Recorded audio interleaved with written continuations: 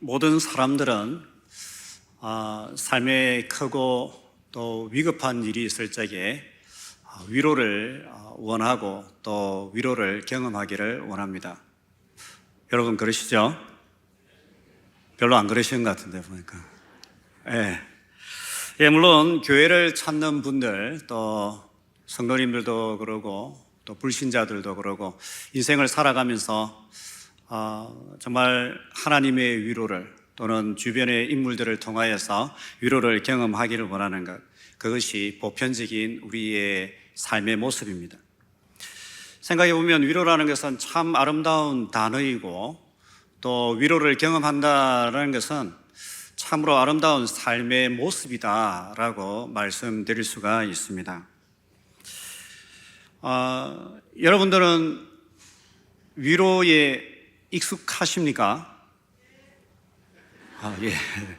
감사합니다.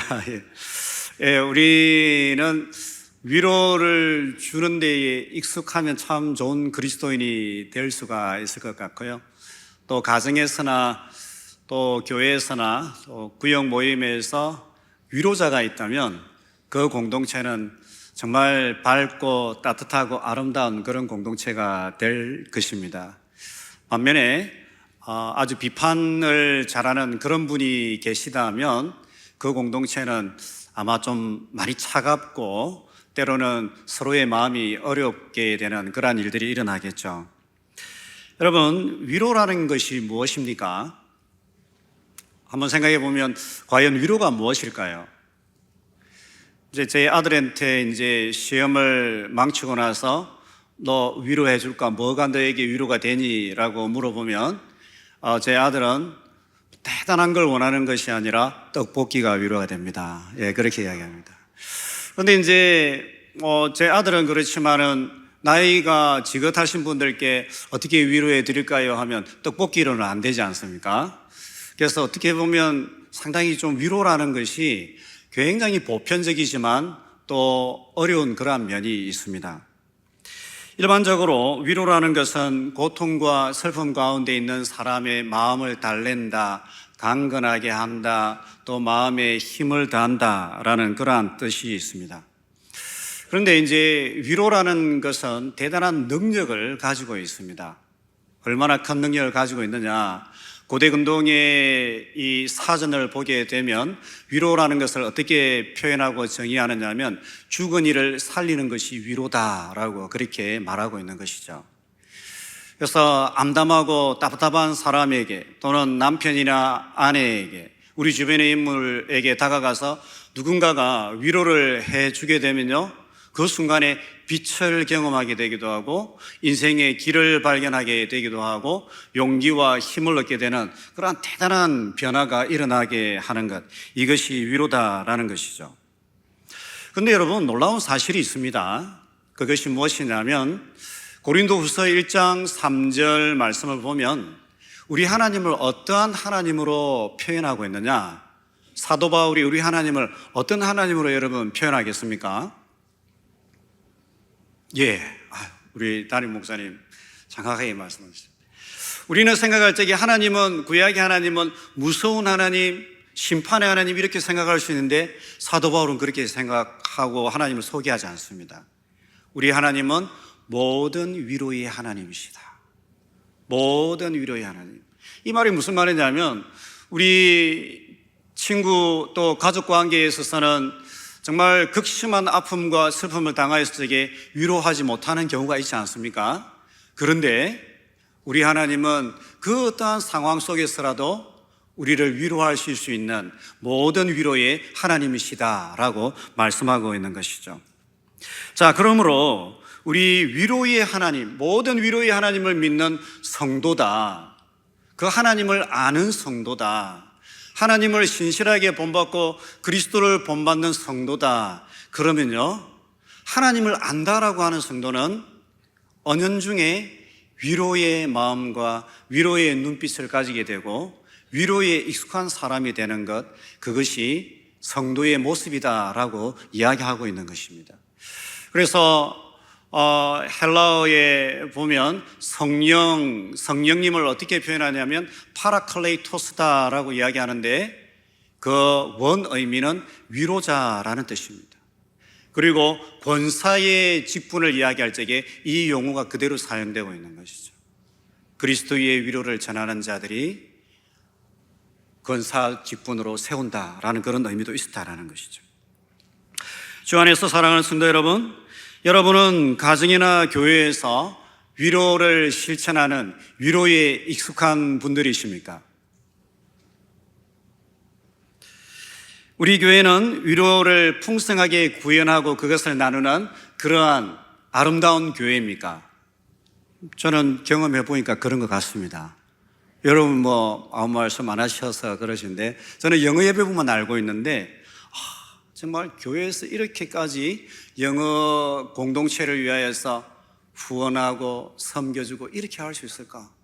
그래서 저는 가끔 가다가 우리 영어 지체들에게 얘기합니다. 사직동 교회 이런 교회 없다. 사직동 교회 영어 예배부 같은 교회 없다.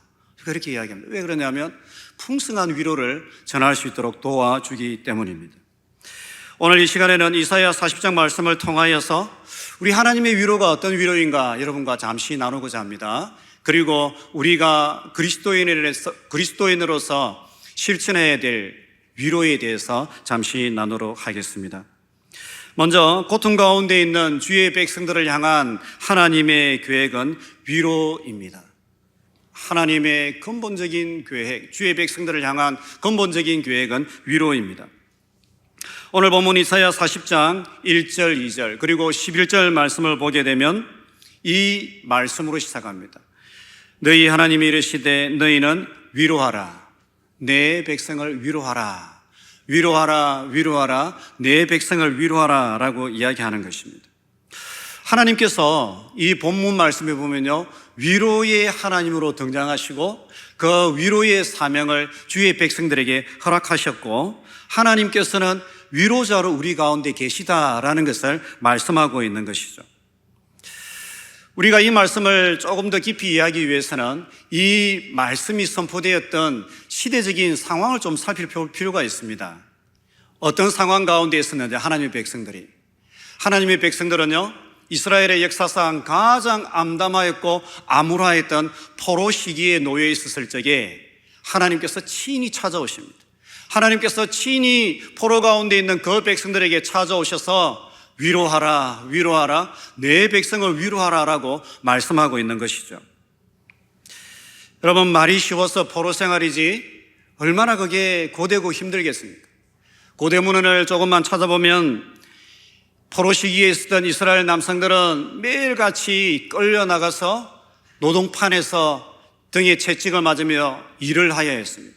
국가 건설을 해야 되고 궁전을 짓기도 하고 다리를 건설하기도 하고 많은 일들을 해야 되는데 하루도 쉬지 못하면서 그 무거운 돌과 또 땡볕을 견디면서 등에 채찍을 맞으면서 그렇게 일을 하였던 것입니다. 반면에 여성들은 저녁이 되면 바벨론 고관들의 집에 불려가가지고 그들에게 술 시중을 들고 그들에게 노래를 부르면서 그들을 수종들었던 것입니다.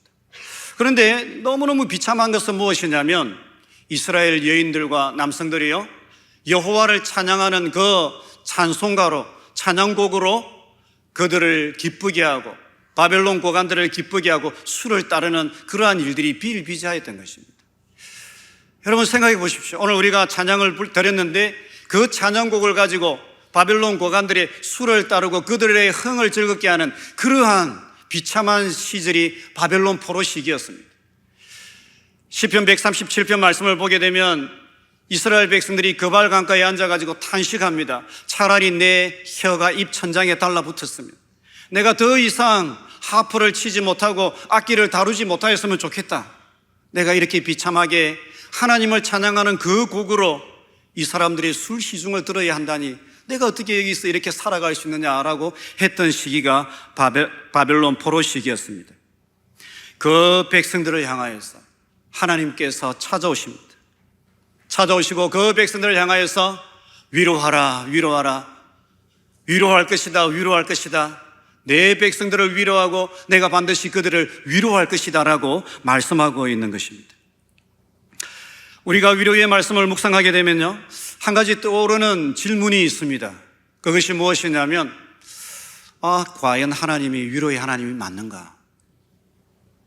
아니, 바벨론 포로의 주의 백성들을 바벨론 포로에 내몰지 않으면 될 걸 가지고 왜 바벨론 포로에 밀어놔 놓고 위로하라 내 백성을 위로하라 이렇게 이야기하는가? 하나님은 마치 병주고 약주고 하는 그런 분이신가? 라고 그렇게 생각할 수 있습니다. 그러나 우리가 이스라엘의 역사와 이스라엘의 삶을 보게 되면 전혀 그렇지 않다는 것을 알게 되는 것이죠. 이사야 선지자 당시에 이스라엘 백성들의 삶을 보면요, 이 백성들이 찬양으로 기도로 하나님을 섬긴다라고 하는데 예배는 예배이고 삶은 따로 그들의 욕심과 불법과 패역함을 행하는 그러한 이중적인 삶을 많은 사람들이 그렇게 살아갔던 것입니다.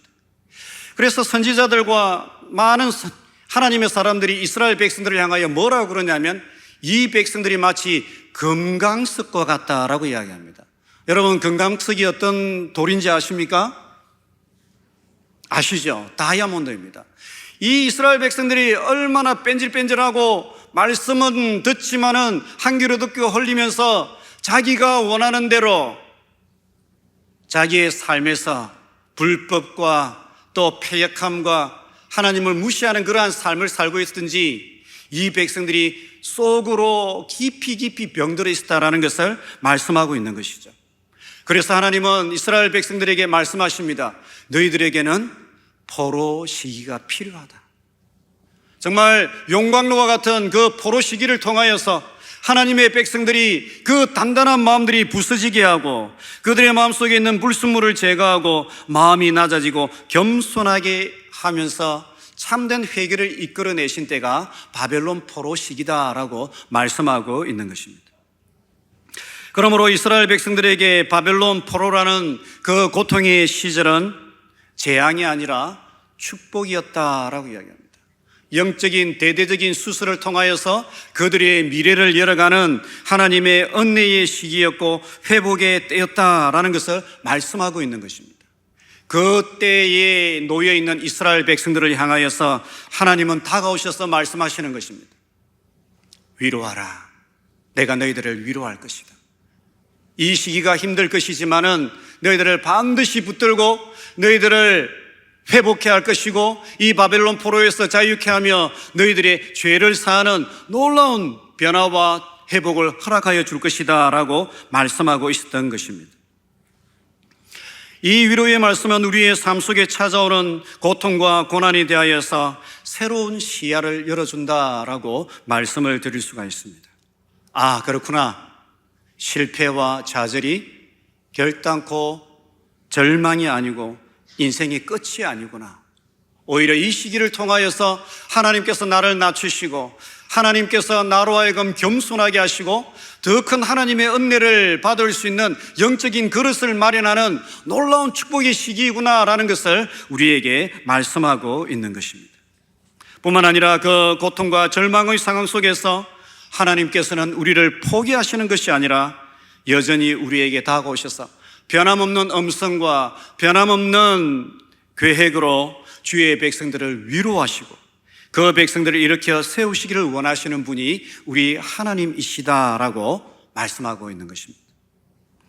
두 번째로, 그러면 하나님은 어떻게 주의 백성들을 실제로 위로하십니까? 하나님께서는 말씀과 사건의 성취를 통하여서 주의 백성들을 위로하십니다.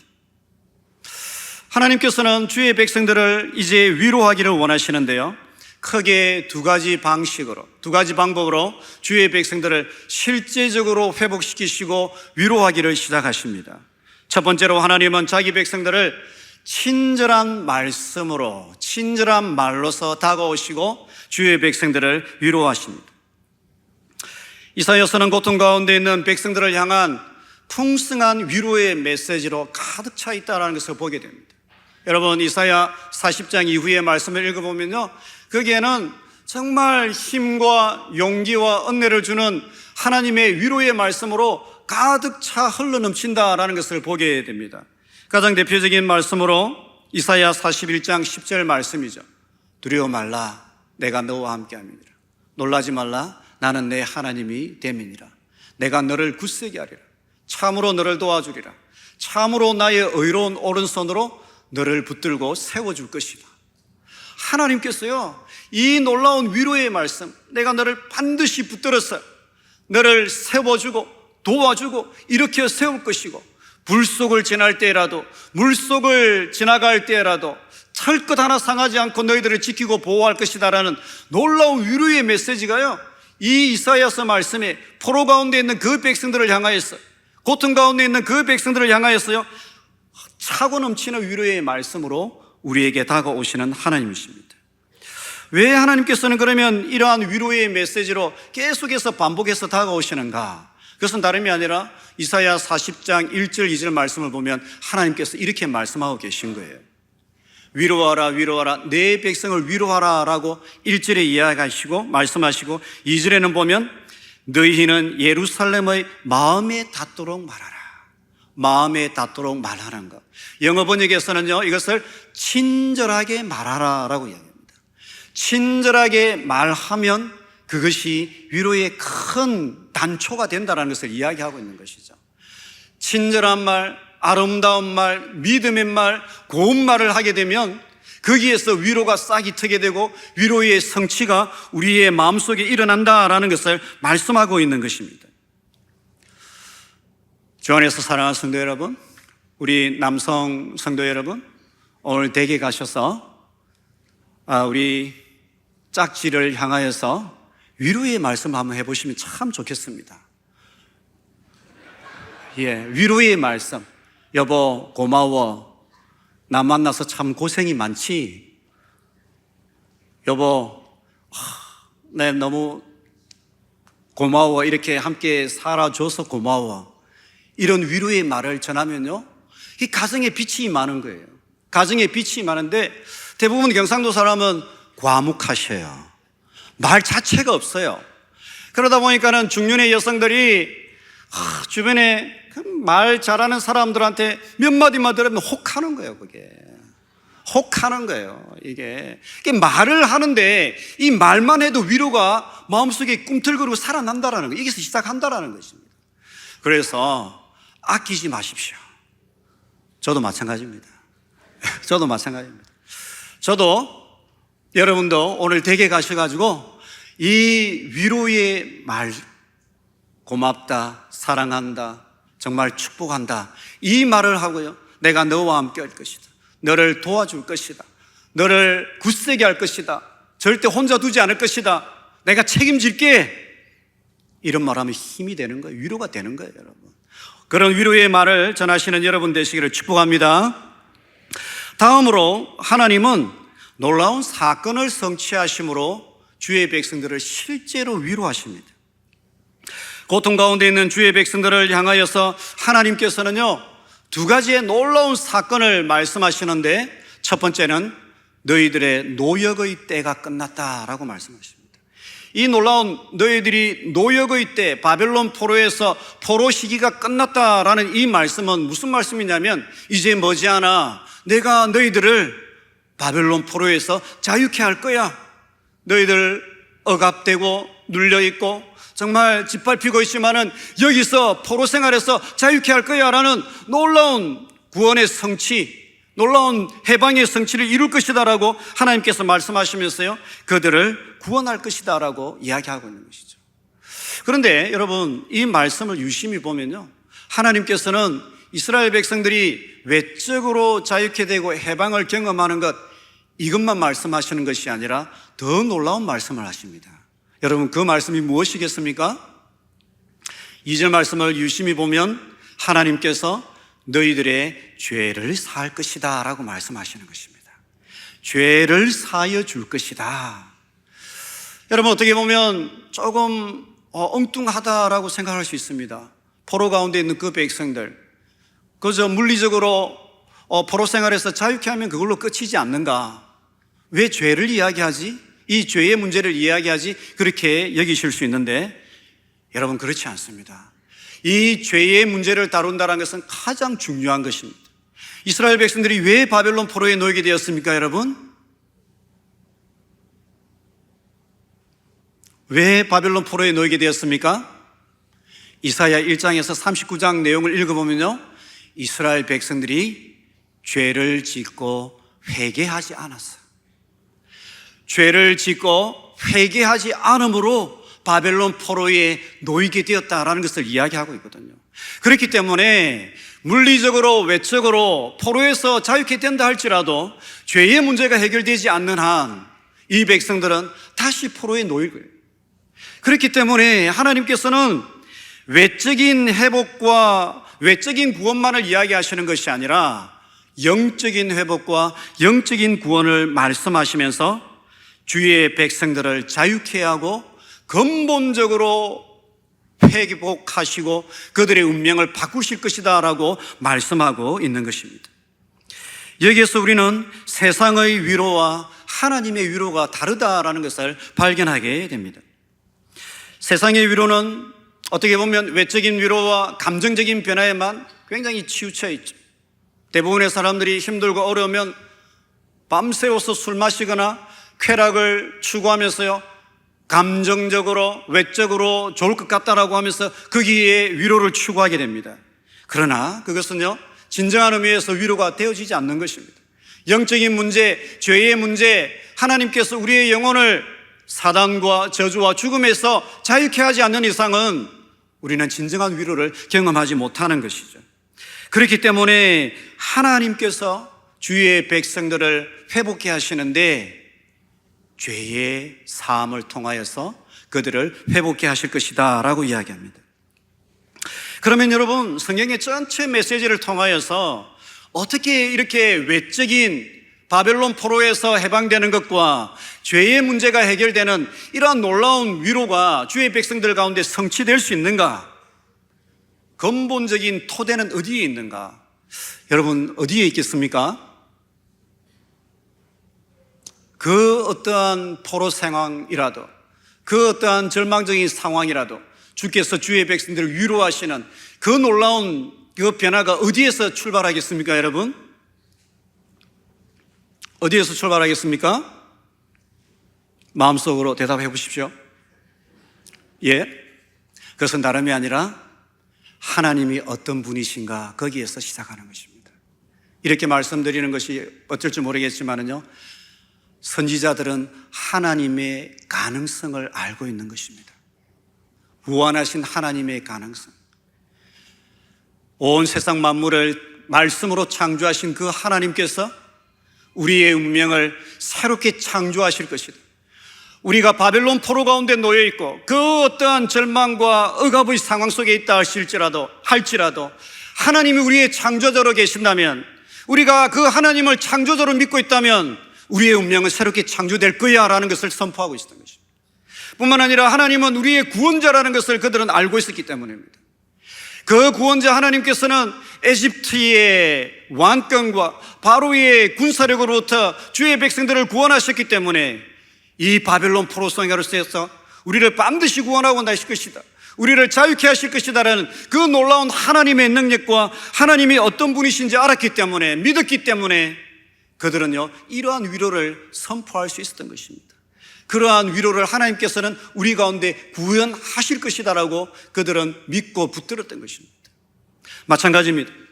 우리의 삶 속에서 어떠한 상황과 절망이 있다 할지라도요, 창조자이신 하나님, 구원자이신 그 하나님을 붙들고 그 하나님께 기도하며 그 하나님과 동행하는 삶을 살아가게 될 적에 우리의 생애는 새 창조를 경험하는 삶으로 나아가게 될 것입니다.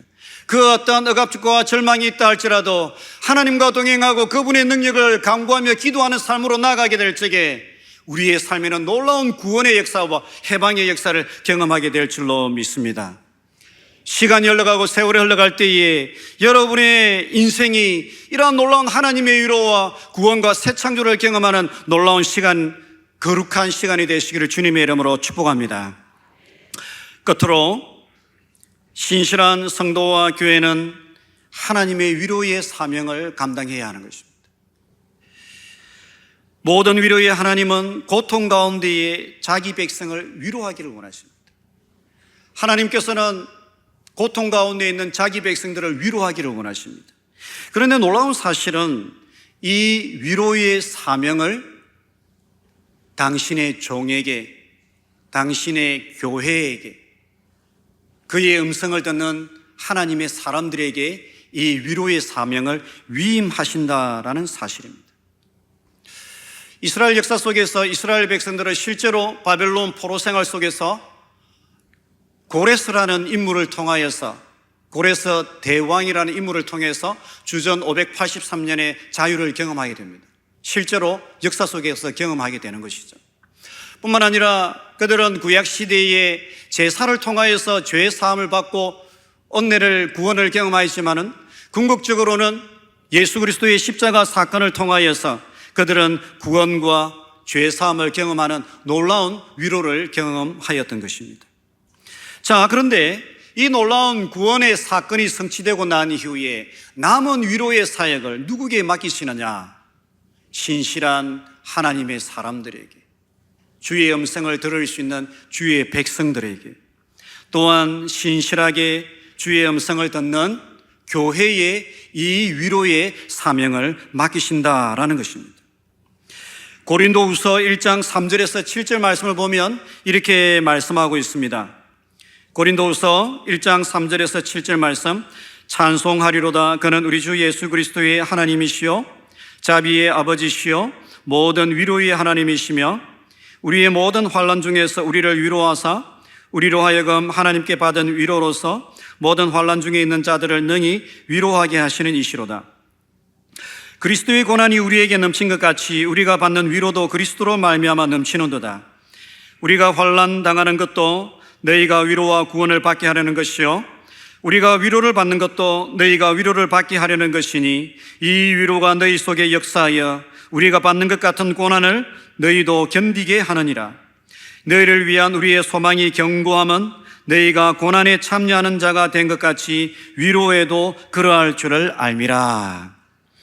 여러분, 이 짧은 구절에 위로라는 단어가 몇 번 등장하는지 아십니까? 너무 깜짝 질문이죠. 예, 몇 번 등장하겠습니까? 무려 10번 가까이 등장합니다. 교회는 위로가 흘러넘치는 공동체가 되어야 된다라는 것을 말씀하고 있는 것이죠. 구약의 하나님의 위로를 이 땅 가운데 구현하는 그 공동체가 어디다라는 것이죠? 라이온스 클럽이 아니다라는 것이죠. 예, 우리 개모임이 아니다라는 것이죠. 어디에서 이 하나님의 위로를 구현하는 것입니까? 교회에서. 그리스도의 고난을 통하여서 우리가 그리스도와 함께 부활의 은혜에 참여하고, 정말 우리가 과거에 어렵고 힘들었지만은 주님을 믿는 그 믿음 안에서 위로를 경험하였기 때문에 우리가 먼저 경험한 그 하늘의 신령한 위로, 영적인 위로를 가지고 우리 주변에 있는 고난당하는 자들을 위로할 수 있는 그 성도가 하나님의 백성이다라고 이야기하는 것이죠. 위로의 풍성한 자가 하나님의 음성을 듣는 자다라고 이야기하는 것이죠. 정말 우리 세대 가운데에 하나님께서 주의 백성들 한 사람 한 사람 관심을 두고 계신데 하나님이 직접 찾아가지 못하는 거예요. 직접 찾아가가지고 구원하고 싶은데 못하는 거예요. 어떤 때는 그때의 그 하나님의 시선과 그 하나님의 손과 발을 가지고 하나님께서 관심을 두고 있는 그 성도에게, 그 자매에게, 그 형제에게 찾아가가지고 그를 품에 안고 위로하고 격려하는 그 성도가, 그 교회가 하나님과 동력하는 교회이고 하나님과 동력하는 성도다라는 것을 말씀하고 있는 것이죠. 성령이 임하실 적에 우리 담임 목사님과 장로님, 권사님, 집사님들 모두 말씀을 선포하고 사역을 감당할 적에 거기에 풍성한 위로가 흘러넘치는 역사가 일어나게 되는 것입니다. 뿐만 아니라 매주일 강단 말씀 선포를 통하여서 풍성한 위로가 우리 가운데 경험되는 것입니다. 또한 구역 모임과 크고 작은 모임을 통하여서 성령 안에서 기도하고 하나님의 은혜를 간구할 적에 거기에 하나님의 위로가 임하는 것입니다. 말씀을 나누면 그것이 단순한 인간의 말이 아니라 하나님께서 주시는 위로의 말씀으로 우리 가운데 다가오게 된다는 것을 이야기하고 있는 것이죠. 주 안에서 사랑하는 성도 여러분, 하나님께서 말씀하십니다. 내 백성을 위로하라. 누가 내 백성입니까? 여러분? 누가 내 백성입니까? 가장 근본적으로는 이스라엘 백성들이 하나님의 백성이죠. 그런데 이 위로의 메시지는 단순히 이스라엘 백성들만을 향한 것이 아니라 우리 한국인과 세계 열방 가운데에 예수 그리스도를 주로 고백하는 그 하나님의 백성들, 그들을 하나님의 백성들이다라고 말씀하고 있는 것입니다. 사직동 영어 예배부를 향한 격려와 위로에 우리 모든 영어 공동체는 깊이 감사드리고 있습니다. 기본적으로 우리 영어 예배의 사역에 동참하시는 우리 한국 사역자분들도, 우리 부장 집사님, 또 예전에 함께 하시던 많은 분들, 지금 함께 하시는 분들도 정말 대단한 분들이십니다. 왜 그러냐? 언어를 초월해서 사역을 하고 있기 때문인 거죠. 여러분, 언어를 초월해서 우리 집사님들, 우리 권사님 이 사역을 하고 있는 거예요. 그런데 제가 가까이서 보니까 언어보다 더 강력한 것이 있구나라는 것을 제가 발견하게 되었습니다. 그게 뭐냐면 마음이에요. 마음이 있으면 언어를 초월해서 되는 거예요. 이렇게 하는데 알아듣는 거예요. 이게 알아듣는 거예요. 이게 통하는 거예요. 이게 영어가 안 되는데 하는데 외국인들 다 알아들어. 마음이 있으면 사역이 되는구나.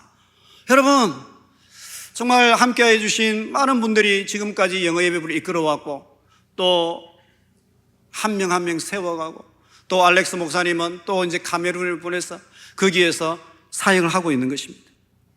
뿐만 아니라 교회에 정책적으로 우리 영어 예배부를 도우시는 담임 목사님, 그리고 당회원, 보이는 곳에서 보이지 않는 곳에서 섬기는 많은 위로하시는 우리 성도님들께 깊이 감사를 드립니다.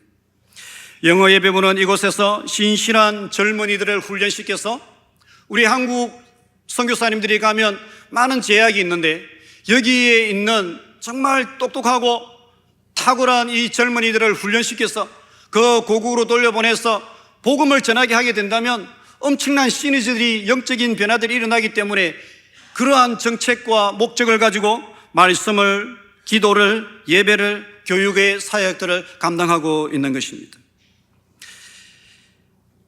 현재의 우리 영어 예배부에 많은 사역들이 있지만은, 또 저희들 기도 제목이 있지만은, 몇몇 우리 자매님들이나 형제분들은 이제 대학원을 졸업하고 이제 취업을 해야 되거나, 또 직장을, 또 비자 문제를, 또 다양한 크고 작은 이슈들이 있습니다. 저희들이 기도하기는 정말 좋은 직장을 알선해 주실 수 있다면 그것이 큰 힘이 될 수가 있습니다. 뿐만 아니라 비자 문제나 이러한 부분들이 있어서도 교회적으로 관심을 가지시고 도와주시게 된다면 우리 영어 예배부에 있는 지체들이 큰 힘과 탄력을 받아서 여기서 큰 훈련을 받고 고마운 마음으로 또 고국에 돌아가서 왕성한 사역들을 감당하고 사랑의 빚을 그 나라에 가서 갚게 될 것을 믿습니다. 이제 말씀을 마치도록 하겠습니다. 이사야 66장 7절에서 14절 말씀을 보게 되면 하나의 위로에 관한 아주 놀라운 이 그림이 등장하는 것을 보게 됩니다. 거기에 보면 어머니가 갓난 아기를 안고 있는 그 모습을 보여주고 있는 것이죠. 이사야 선지자가 위로라는 것을 표현하면서 무엇이 위로다라고 이야기하느냐면, 갓난 아기가 어머니 품속에서 경험하는 그 안정감, 그 평안함, 그 마음의 든든함, 이것이 위로다라고 이야기합니다. 그렇지. 아무리 세상에는 정말 전쟁이 있고 기근이 있고 어려움이 있지만은 아이는 어머니를 알고 있고 어머니를 믿기 때문에 어머니 품 안에만 있으면 나는 안정하다, 나는 괜찮다, 나는 회복될 수 있다, 건강하게 잘 자랄 것이다, 이 마음이 위로라는 것을 이야기하고 있는 것이죠. 그런데 이사야 선지자는 거기서 조금 더 발전하여서 하나님을 어머니의 하나님으로 묘사하고 있습니다. 우리가 어머니로서 가지는 그 마음보다 더 큰 마음으로 하나님께서는 우리를 지켜보시고 돌보시고 인도하시고 우리를 붙들어 주시고 반드시 회복하시고 영광스럽게 하실 것이다라는 그 하나님의 마음을 우리 가운데 비치면서 우리 하나님은 위로의 하나님이다 라고 말씀하고 있는 것입니다. 이 위로를 받는 자들이, 하나님의 위로를 경험한 자들이 이제 이 위로를 세상 가운데 나눌 수 있게 되는 것입니다. 우리 평생에 하나님께 받은 위로로서 주변에 있는 많은 환난당한 자들, 슬퍼하는 자들, 낙심한 자들을 위로할 수 있는 위로에 풍성한 모든 성도님들이 되시기를 주님의 이름으로 축복합니다. 뿐만 아니라 영어예배 공동체를 위하여서 기도해 주시고, 정말 외국에서 때로는 힘겹게 일하고 공부하고 밤새워서 일하는 정말 도움의 손길이 때로는 절실할 때가 있고, 우리로서는 어쩔 수 없는, 외국으로서는 어쩔 수 없는 그러한 직장의 문제와 비자의 문제가 있을 때가 있습니다. 그래서 여러분들이 정말 기도해 주시고 먼저 받은 그 위로로서 외국인 지체들을 위해서 기도해 주시고 도움의 손길을 주신다면 그것이 큰 위로가 될 것이라고 확신합니다. 이 놀라운 은혜와 이 놀라운 위로의 사역이 여러분의 생애와 교회 가운데 시간이 흘러갈수록 풍성하게 되시는 놀라운 은혜가 함께 하시기를 주님의 이름으로 축복합니다.